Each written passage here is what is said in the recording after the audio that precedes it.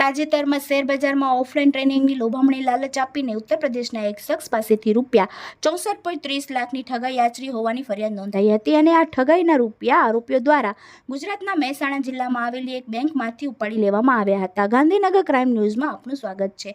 આ મામલે ministry of home office દ્વારા પ્રતિબિંબ પોર્ટલ પર જે એકાઉન્ટમાંથી રૂપિયા વિડ્રો કરવામાં આવ્યા હતા તે પોર્ટલ પર અપલોડ થયેલી માહિતીનું સ્ટેટ સાયબર ક્રાઇમે ઝીણવટપૂર્વક એનાલિસિસ કર્યું અને ત્યારબાદ એક ટીમને તપાસ માટે મહેસાણા જિલ્લામાં આવેલી બેંકમાં મોકલવામાં આવી હતી, જ્યાં સમગ્ર રેકેટનો પર્દાફાશ થયો અને શરૂઆતમાં 2 આરોપીઓની ધરપકડ કરવામાં આવી હતી। ત્યારબાદ ઝડપાયેલા બંને આરોપીઓની પૂછપરછમાં એ હકીકત જાણવા મળી કે આ ગુનામાં હજુ પણ અન્ય આરોપીઓ સંડોવાયેલા છે। ત્યારે આખરે તબક્કાવાર રીતે સાયબર ક્રાઇમે એક બાદ એક એમ કુલ 8 આરોપીઓની ધરપકડ કરીને ચેકબુક, પાસબુક, ડેબિટ અને credit card, PAN card, Aadhaar card, mobile phone, RCC book, ચૂંટણી કાર્ડ, ભાડા કરાર તેમજ અન્ય દસ્તાવેજ કબજે કર્યા છે।